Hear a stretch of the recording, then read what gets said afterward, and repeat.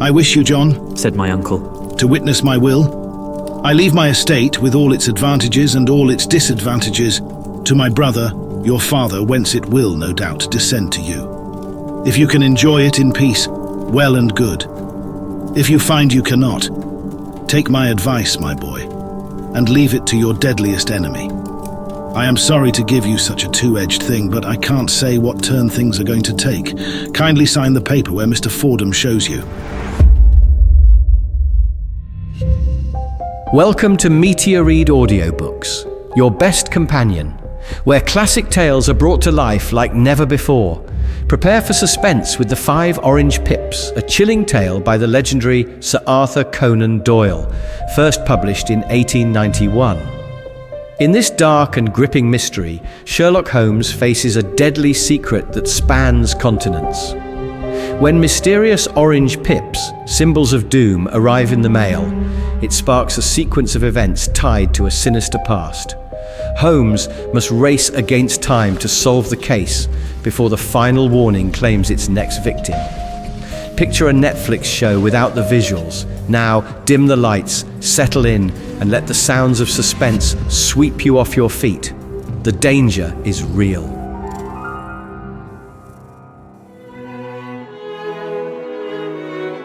When I glance over my notes and records of the Sherlock Holmes cases between the years 82 and 90, I am faced by so many which present strange and interesting features that it is no easy matter to know which to choose and which to leave. Some, however, have already gained publicity through the papers, and others have not offered a field for those peculiar qualities which my friend possessed in so high a degree, and which it is the object of these papers to illustrate. Some, too, have baffled his analytical skill, and would be, as narratives, beginnings without an ending, while others have been but partially cleared up, and have their explanations founded rather upon conjecture and surmise than on that absolute logical proof which was so dear to him. There is, however, one of these last which was so remarkable in its details and so startling in its results that I am tempted to give some account of it, in spite of the fact that there are points in connection with it which never have been, and probably never will be, entirely cleared up. The year 87 furnished us with a long series of cases of greater or less interest, of which I retain the records.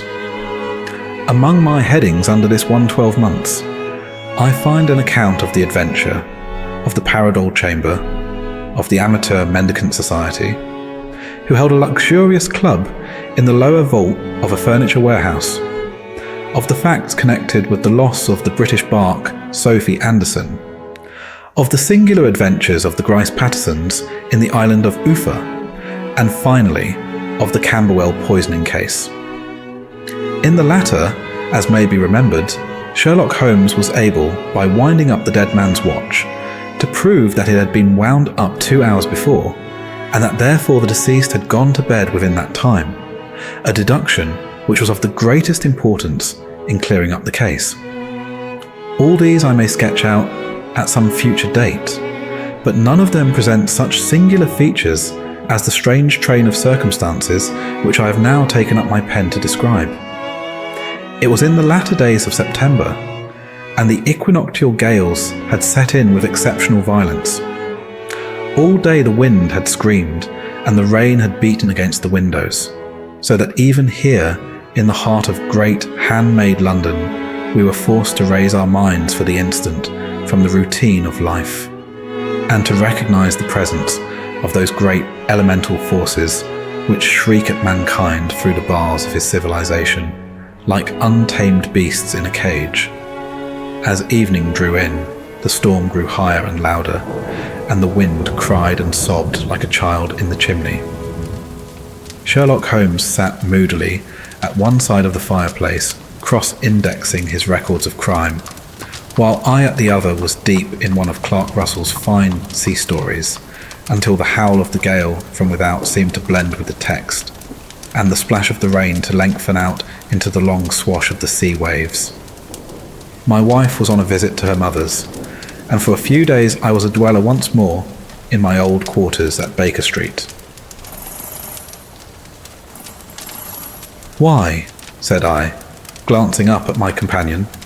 "That was surely the bell. Who could come tonight? Some friend of yours, perhaps?" Except yourself, I have none. I do not encourage visitors. "A client, then?" If so, it is a serious case. Nothing less would bring a man out on such a day and at such an hour. But I take it that it is more likely to be some crony of the landlady's.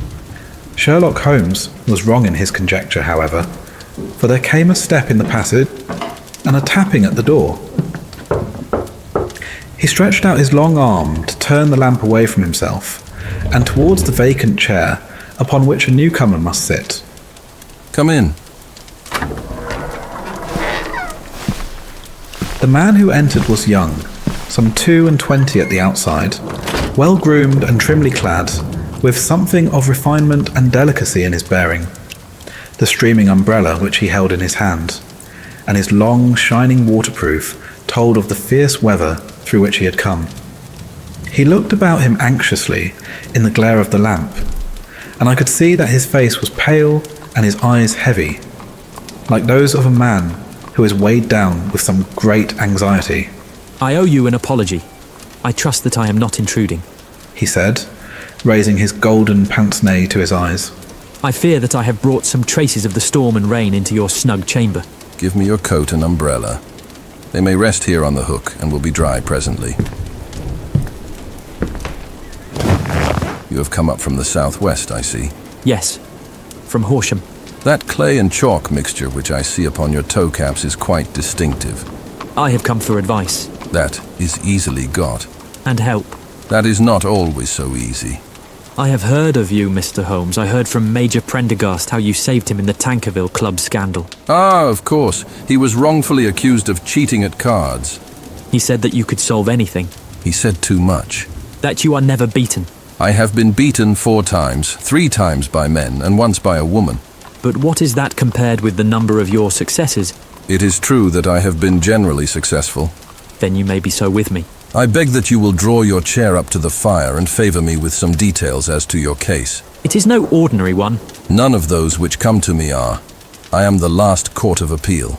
"And yet I question, sir, whether, in all your experience, you have ever listened to a more mysterious and inexplicable chain of events than those which have happened in my own family." You fill me with interest. Pray give us the essential facts from the commencement, and I can afterwards question you as to those details, which seem to me to be most important. The young man pulled his chair up and pushed his wet feet out towards the blaze. "My name is John Openshaw, but my own affairs have, as far as I can understand, little to do with this awful business. It is a hereditary matter, so in order to give you an idea of the facts, I must go back to the commencement of the affair. You must know that my grandfather had 2 sons, my uncle Elias and my father Joseph. My father had a small factory at Coventry, which he enlarged at the time of the invention of bicycling. He was a patentee of the Openshaw unbreakable tyre, and his business met with such success that he was able to sell it and to retire upon a handsome competence. My uncle Elias emigrated to America when he was a young man and became a planter in Florida, where he was reported to have done very well. At the time of the war, he fought in Jackson's army, and afterwards under Hood, where he rose to be a colonel.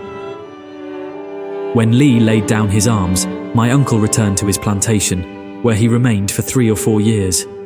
About 1869 or 1870, he came back to Europe and took a small estate in Sussex, near Horsham. He had made a very considerable fortune in the States, and his reason for leaving them was his aversion to the Negroes and his dislike of the Republican policy in extending the franchise to them. He was a singular man, fierce and quick-tempered, very foul-mouthed when he was angry, and of a most retiring disposition. During all the years that he lived at Horsham, I doubt if ever he set foot in the town. He had a garden and 2 or 3 fields round his house, and there he would take his exercise, though very often for weeks on end he would never leave his room. He drank a great deal of brandy and smoked very heavily, but he would see no society and did not want any friends, not even his own brother. He didn't mind me. In fact, he took a fancy to me, for at the time when he saw me first I was a youngster of 12 or so. This would be in the year 1878, after he had been 8 or 9 years in England. He begged my father to let me live with him, and he was very kind to me in his way. When he was sober, he used to be fond of playing backgammon and draughts with me, and he would make me his representative both with the servants and with the tradespeople, so that by the time that I was 16, I was quite master of the house. I kept all the keys and could go where I liked and do what I liked, so long as I did not disturb him in his privacy. There was one singular exception, however, for he had a single room, a lumber room up among the attics which was invariably locked, and which he would never permit either me or anyone else to enter. With a boy's curiosity, I have peeped through the keyhole, but I was never able to see more than such a collection of old trunks and bundles as would be expected in such a room. One day, it was in March 1883, a letter with a foreign stamp lay upon the table in front of the Colonel's plate. It was not a common thing for him to receive letters, for his bills were all paid in ready money, and he had no friends of any sort. From India, Said he as he took it up. Pondicherry postmark. What can this be? Opening it hurriedly, out there jumped 5 little dried orange pips, which pattered down upon his plate. I began to laugh at this, but the laugh was struck from my lips at the sight of his face. His lip had fallen, his eyes were protruding, his skin the colour of putty, and he glared at the envelope which he still held in his trembling hand. KKK! He shrieked, and then, My God, my sins have overtaken me. "What is it, Uncle?" Death. said he, and rising from the table, he retired to his room, leaving me palpitating with horror. I took up the envelope and saw scrawled in red ink upon the inner flap, just above the gum, the letter K 3 times repeated. There was nothing else save the 5 dried pips. What could be the reason of his overpowering terror? I left the breakfast table, and as I ascended the stair, I met him coming down with an old rusty key, which must have belonged to the attic in one hand, and a small brass box like a cash box in the other. They may do what they like, but I'll checkmate them still, said he with an oath. Tell Mary that I shall want a fire in my room today and send down to Fordham the Horsham lawyer. I did as he ordered, and when the lawyer arrived, I was asked to step up to the room. The fire was burning brightly, and in the grate there was a mass of black, fluffy ashes, as of burned paper, while the brass box stood open and empty beside it. As I glanced at the box, I noticed with a start that upon the lid was printed the treble K, which I had read in the morning upon the envelope. I wish you, John, said my uncle, to witness my will. I leave my estate with all its advantages and all its disadvantages to my brother, your father, whence it will, no doubt, descend to you. If you can enjoy it in peace, well and good. If you find you cannot, take my advice, my boy, and leave it to your deadliest enemy. I am sorry to give you such a two-edged thing, but I can't say what turn things are going to take. Kindly sign the paper where Mr. Fordham shows you. I signed the paper as directed, and the lawyer took it away with him. The singular incident made, as you may think, the deepest impression upon me, and I pondered over it and turned it every way in my mind without being able to make anything of it. Yet I could not shake off the vague feeling of dread which it left behind, though the sensation grew less keen as the weeks passed, and nothing happened to disturb the usual routine of our lives. I could see a change in my uncle, however. He drank more than ever, and he was less inclined for any sort of society. Most of his time he would spend in his room, with the door locked upon the inside, but sometimes he would emerge in a sort of drunken frenzy and would burst out of the house and tear about the garden with a revolver in his hand, screaming out that he was afraid of no man, and that he was not to be cooped up, like a sheep in a pen, by man or devil. Elias is not afraid of anyone, not afraid. The likes of you can't silence me, you devils. When these hot fits were over, however, he would rush tumultuously in at the door and lock and bar it behind him, like a man who can brazen it out no longer against the terror which lies at the roots of his soul. At such times I have seen his face, even on a cold day, glisten with moisture, as though it were new raised from a basin.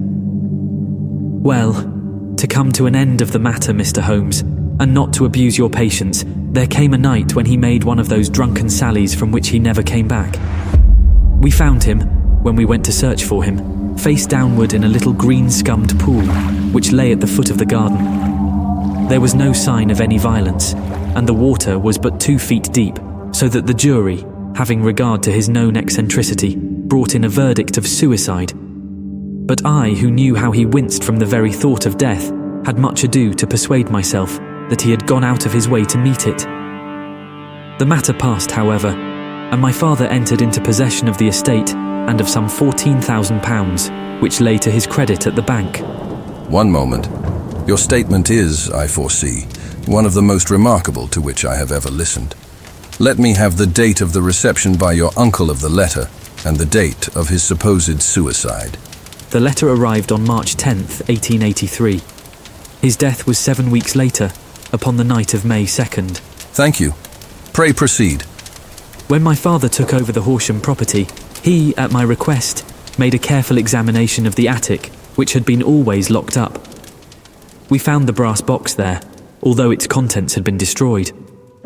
On the inside of the cover was a paper label with the initials of KKK repeated upon it, and letters, memoranda, receipts, and a register written beneath. These, we presume, indicated the nature of the papers which had been destroyed by Colonel Openshaw. For the rest, there was nothing of much importance in the attic, save a great many scattered papers and notebooks bearing upon my uncle's life in America. Some of them were of the wartime, and showed that he had done his duty well and had borne the repute of a brave soldier. Others were of a date during the reconstruction of the southern states, and were mostly concerned with politics, for he had evidently taken a strong part in opposing the carpetbag politicians who had been sent down from the north. Well, it was the beginning of '84 when my father came to live at Horsham, and all went as well as possible with us until the January of '85. On the 4th day after the new year, I heard my father give a sharp cry of surprise as we sat together at the breakfast table. There he was, sitting with a newly opened envelope in one hand and 5 dried orange pips in the outstretched palm of the other one. He had always laughed at what he called my cock and bull story about the colonel, but he looked very scared and puzzled now that the same thing had come upon himself. Why, what on earth does this mean, John? He stammered. My heart had turned to lead. It is KKK. He looked inside the envelope. So it is. Here are the very letters, but what is this written above them? Put the papers on the sundial, I read, peeping over his shoulder. What papers? What sundial? The sundial in the garden. There is no other, but the papers must be those that are destroyed. Pooh! We're in a civilized land here, and we can't have tomfoolery of this kind. Where does the thing come from? From Dundee, I answered, glancing at the postmark. Some preposterous practical joke. What have I to do with sundials and papers? I shall take no notice of such nonsense. I should certainly speak to the police. And be laughed at for my pains? Nothing of the sort. Then let me do so. No, I forbid you. I won't have a fuss made about such nonsense. It was in vain to argue with him, for he was a very obstinate man. I went about, however, with a heart which was full of forebodings. On the 3rd day after the coming of the letter, my father went from home to visit an old friend of his, Major Freebody, who is in command of one of the forts upon Portsdown Hill. I was glad that he should go, for it seemed to me that he was farther from danger when he was away from home. In that, however, I was in error. Upon the 2nd day of his absence, I received a telegram from the Major, imploring me to come at once. My father had fallen over one of the deep chalk pits which abound in the neighbourhood and was lying senseless, with a shattered skull. I hurried to him, but he passed away without having ever recovered his consciousness. He had, as it appears, been returning from Fareham in the twilight, and as the country was unknown to him, and the chalk pit unfenced, the jury had no hesitation in bringing in a verdict of death from accidental causes. Carefully as I examined every fact connected with his death, I was unable to find anything which could suggest the idea of murder. There were no signs of violence, no footmarks, no robbery, no record of strangers having been seen upon the roads, and yet I need not tell you that my mind was far from at ease, and that I was well nigh certain that some foul plot had been woven round him. In this sinister way I came into my inheritance. You will ask me why I did not dispose of it. I answer, because I was well convinced that our troubles were in some way dependent upon an incident in my uncle's life, and that the danger would be as pressing in one house as in another. It was in January 1985 that my poor father met his end, and 2 years and 8 months have elapsed since then. During that time I have lived happily at Horsham, and I had begun to hope that this curse had passed away from the family and that it had ended with the last generation. I had begun to take comfort too soon, however. Yesterday morning the blow fell in the very shape in which it had come upon my father.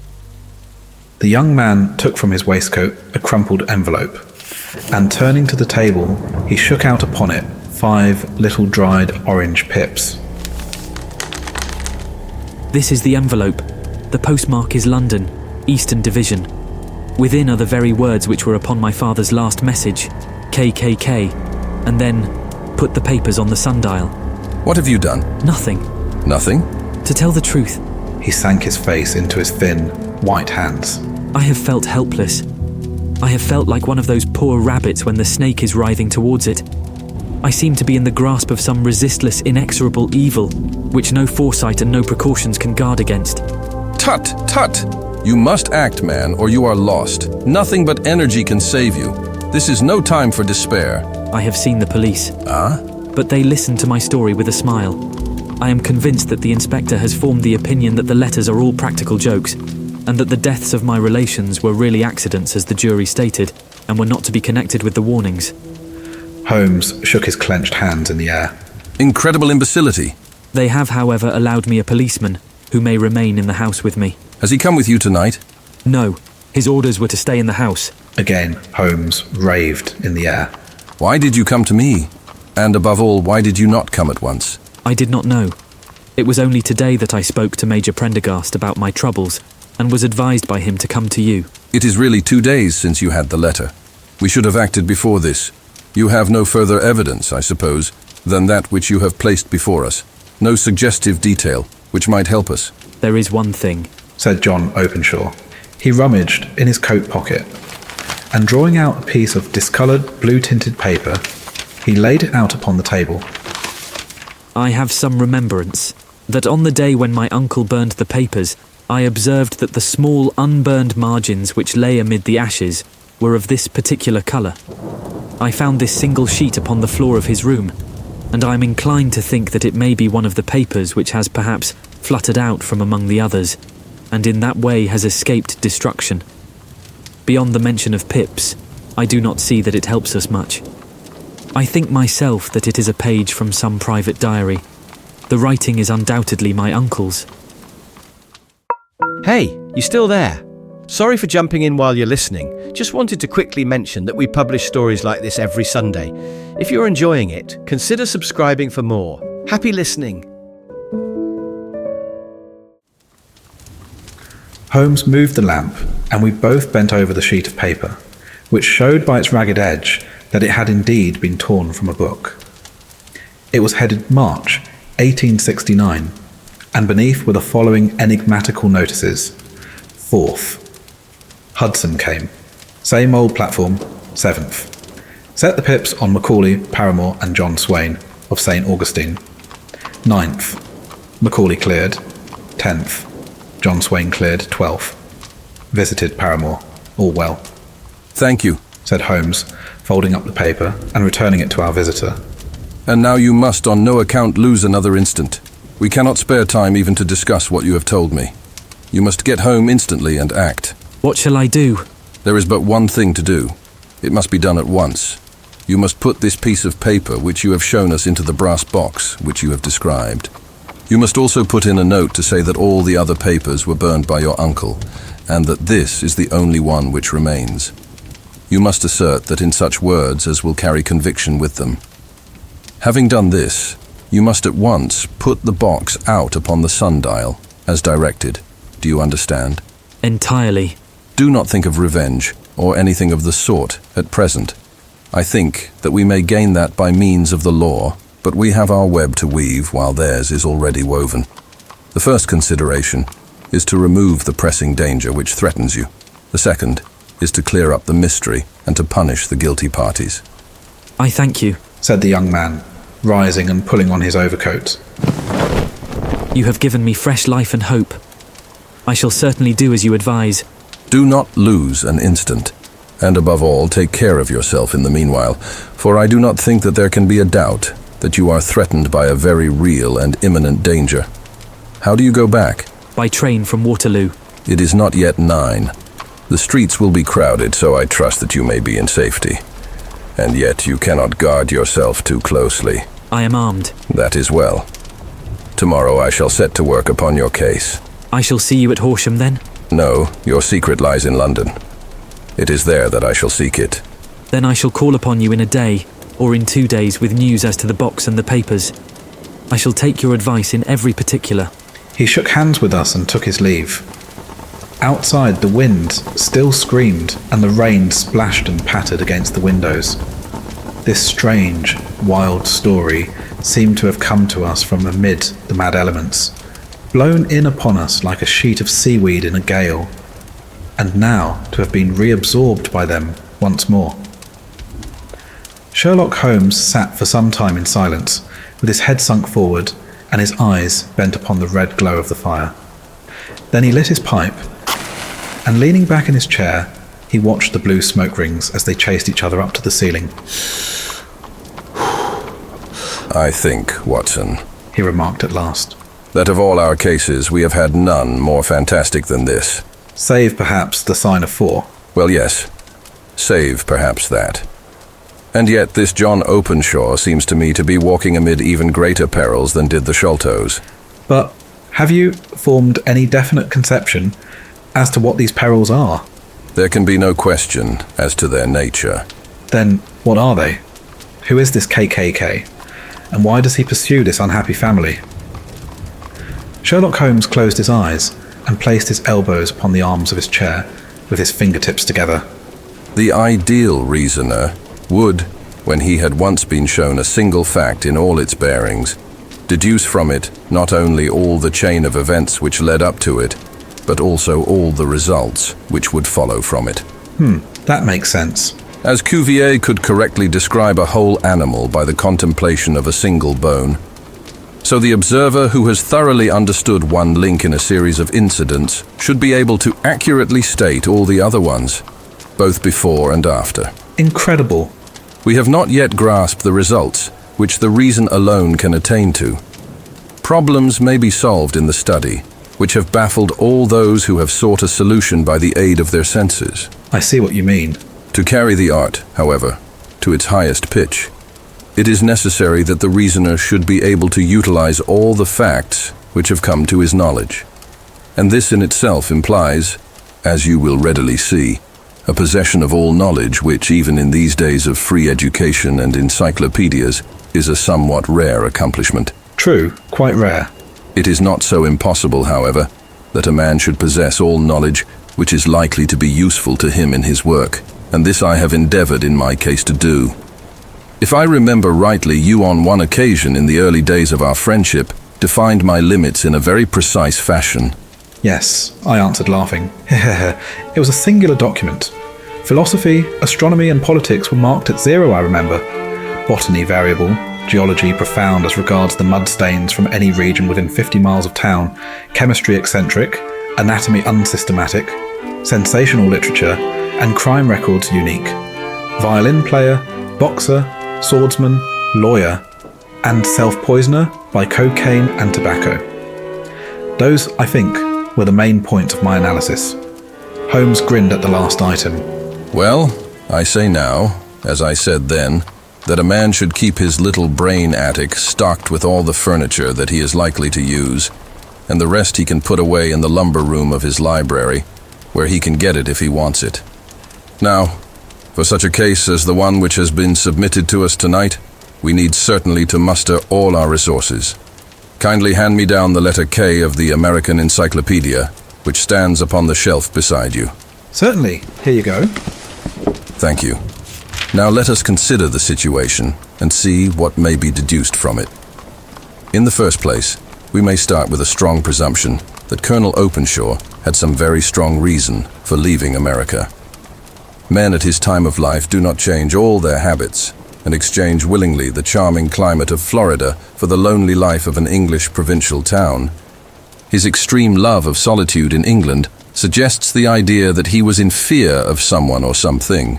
So we may assume as a working hypothesis that it was fear of someone or something which drove him from America. As to what it was he feared, we can only deduce that by considering the formidable letters which were received by himself and his successors. Did you remark the postmarks of those letters? The first was from Pondicherry, the second from Dundee, and the third from London. From East London. What do you deduce from that? They are all seaports. That the writer was on board of a ship. Excellent. We have already a clue. There can be no doubt that the probability, the strong probability, is that the writer was on board of a ship. And now let us consider another point. In the case of Pondicherry, 7 weeks elapsed between the threat and its fulfillment. In Dundee, it was only some 3 or 4 days. Does that suggest anything? A greater distance to travel. But the letter had also a greater distance to come. Then I do not see the point. There is at least a presumption that the vessel in which the man or men are is a sailing ship. It looks as if they always send their singular warning or token before them when starting upon their mission. You see how quickly the deed followed the sign when it came from Dundee. If they had come from Pondicherry in a steamer, they would have arrived almost as soon as their letter. But, as a matter of fact, 7 weeks elapsed. I think that those 7 weeks represented the difference between the mail boat which brought the letter and the sailing vessel which brought the writer. It is possible. More than that, it is probable. And now you see the deadly urgency of this new case, and why I urged young Openshaw to caution. The blow has always fallen at the end of the time which it would take the senders to travel the distance. But this one comes from London, and therefore we cannot count upon delay. Good God, what can it mean, this relentless persecution? The papers which Openshaw carried are obviously of vital importance to the person or persons in the sailing ship. I think that it is quite clear that there must be more than one of them. A single man could not have carried out 2 deaths in such a way as to deceive a coroner's jury. There must have been several in it, and they must have been men of resource and determination. Their papers they mean to have, be the holder of them, who it may. In this way, you see, KKK ceases to be the initials of an individual and becomes the badge of a society. But of what society? Have you never heard of the Ku Klux Klan? I never have. Holmes turned over the leaves of the book upon his knee. Here it is, Said he presently. Ku Klux Klan, a name derived from the fanciful resemblance to the sound produced by cocking a rifle. This terrible secret society was formed by some ex-Confederate soldiers in the southern states after the Civil War, and it rapidly formed local branches in different parts of the country, notably in Tennessee, Louisiana, the Carolinas, Georgia, and Florida. Its power was used for political purposes, principally for the terrorizing of the Negro voters and the murdering and driving from the country of those who were opposed to its views. Its outrages were usually preceded by a warning sent to the marked man in some fantastic but generally recognized shape, a sprig of oak leaves in some parts, melon seeds or orange pips in others. On receiving this, the victim might either openly abjure his former ways or might fly from the country. If he braved the matter out, death would unfailingly come upon him, and usually in some strange and unforeseen manner. So perfect was the organization of the society, and so systematic its methods, that there is hardly a case upon record where any man succeeded in braving it with impunity or in which any of its outrages were traced home to the perpetrators. For some years, the organization flourished in spite of the efforts of the United States government and of the better classes of the community in the South. Eventually, in the year 1869, the movement rather suddenly collapsed, although there have been sporadic outbreaks of the same sort since that date. You will observe, Said Holmes, laying down the volume, that the sudden breaking up of the society was coincident with the disappearance of Openshaw from America with their papers. It may well have been cause and effect. It is no wonder that he and his family have some of the more implacable spirits upon their track. You can understand that this register and diary may implicate some of the first men in the South, and that there may be many who will not sleep easy at night until it is recovered. Then the page we have seen? Is such as we might expect. It ran, if I remember right, sent the pips to A, B, and C. That is, sent the society's warning to them. Then there are successive entries that A and B cleared or left the country, And finally that C was visited, with, I fear, a sinister result for C. Well, I think, Doctor, that we may let some light into this dark place, and I believe that the only chance young Openshaw has in the meantime is to do what I have told him. There is nothing more to be said or to be done tonight, so hand me over my violin, and let us try to forget for half an hour the miserable weather and the still more miserable ways of our fellow men.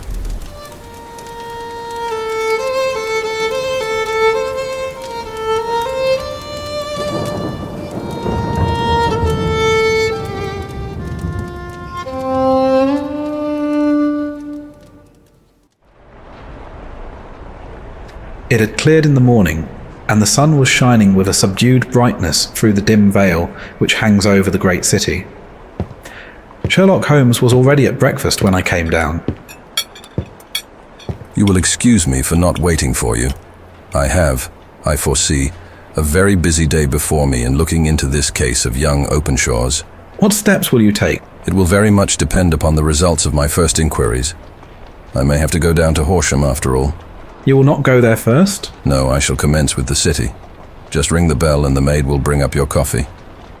As I waited, I lifted the unopened newspaper from the table and glanced my eye over it. It rested upon a heading which sent a chill to my heart. "Holmes, you're too late," Ah, I feared as much, said he, laying down his cup. How was it done? He spoke calmly, but I could see that he was deeply moved. My eye caught the name of Openshaw and the heading tragedy near Waterloo Bridge. Here is the account. Between 9 and 10 last night, Police Constable Cook of the H Division on duty near Waterloo Bridge heard a cry for help and a splash in the water. The night, however, was extremely dark and stormy, so that in spite of the help of several passers-by, it was quite impossible to effect a rescue. The alarm, however, was given, and by the aid of the water police, the body was eventually recovered. It proved to be that of a young gentleman whose name, as it appears from an envelope which was found in his pocket, was John Openshaw, and whose residence is near Horsham. It is conjectured that he may have been hurrying down to catch the last train from Waterloo Station, and that in his haste and the extreme darkness, he missed his path and walked over the edge of one of the small landing places for river steamboats. The body exhibited no traces of violence, and there can be no doubt that the deceased had been the victim of an unfortunate accident, which should have the effect of calling the attention of the authorities to the condition of the riverside landing stages. We sat in silence for some minutes, Holmes more depressed and shaken than I had ever seen him. That hurts my pride, Watson, he said at last. It is a petty feeling, no doubt, but it hurts my pride. It becomes a personal matter with me now, and if God sends me health, I shall set my hand upon this gang, that he should come to me for help, and that I should send him away to his death. He sprang from his chair and paced about the room in uncontrollable agitation, with a flush upon his sallow cheeks, and a nervous clasping and unclasping of his long, thin hands. They must be cunning devils. How could they have decoyed him down there? The embankment is not on the direct line to the station. The bridge, no doubt, was too crowded, even on such a night, for their purpose. Well, Watson, we shall see who will win in the long run. I'm going out now. To the police? No, I shall be my own police. When I have spun the web, they may take the flies, but not before. All day I was engaged in my professional work, and it was late in the evening before I returned to Baker Street. Sherlock Holmes had not come back yet. It was nearly 10 o'clock before he entered, looking pale and worn. He walked up to the sideboard, and tearing a piece from the loaf, he devoured it voraciously, washing it down with a long draught of water. "You're hungry?" Starving. It had escaped my memory. I have had nothing since breakfast. Nothing? Not a bite. I had no time to think of it. And how have you succeeded? Well? You have a clue? I have them, in the hollow of my hand. Young Openshaw shall not long remain unavenged. Why, Watson? Let us put their own devilish trademark upon them. It is well thought of. What do you mean? He took an orange from the cupboard,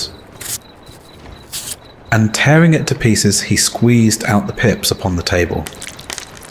Of these, he took 5 and thrust them into an envelope. On the inside of the flap, he wrote SH for JO. Then he sealed it and addressed it to Captain James Calhoun, Bark Lone Star, Savannah, Georgia. That will await him when he enters port. It may give him a sleepless night. He will find it as sure a precursor of his fate as Openshaw did before him. And who is this Captain Calhoun? The leader of the gang. I shall have the others, but he first. How did you trace it then? He took a large sheet of paper from his pocket, all covered with dates and names. I have spent the whole day over Lloyd's registers and files of the old papers, following the future career of every vessel which touched at Pondicherry in January and February in '83. There were 36 ships of fair tonnage which were reported there during those months. Of these, one, the Lone Star, instantly attracted my attention, since, although it was reported as having cleared from London, the name is that which is given to one of the states of the Union. Texas, I think. I was not, and am not sure which, but I knew that the ship must have an American origin. What then? I searched the Dundee records, and when I found that the bark Lone Star was there in January '85, my suspicion became a certainty. I then inquired as to the vessels which lay at present in the port of London. Yes? The Lone Star had arrived here last week. I went down to the Albert Dock and found that she had been taken down the river by the early tide this morning, homeward bound to Savannah. I wired to Gravesend and learned that she had passed some time ago, and as the wind is easterly, I have no doubt that she is now past the Goodwins and not very far from the Isle of Wight. What will you do then? Oh, I have my hand upon him. He and the 2 mates are, as I learned, the only native-born Americans in the ship. The others are Finns and Germans. I know also that they were all 3 away from the ship last night. I had it from the stevedore who has been loading their cargo. By the time that their sailing ship reaches Savannah, the mail boat will have carried this letter, and the cable will have informed the police of Savannah that these 3 gentlemen are badly wanted here upon a charge of murder. There is ever a flaw, however, in the best laid of human plans, and the murderers of John Openshaw were never to receive the orange pips, which would show them that another, as cunning and as resolute as themselves, was upon their track. Very long and very severe were the equinoctial gales that year. We waited long for news of the Lone Star of Savannah, but none ever reached us. We did at last hear that somewhere far out in the Atlantic, a shattered stern post of a boat was seen swinging in the trough of a wave with the letters LS carved upon it. And that is all which we shall ever know of the fate of the Lone Star.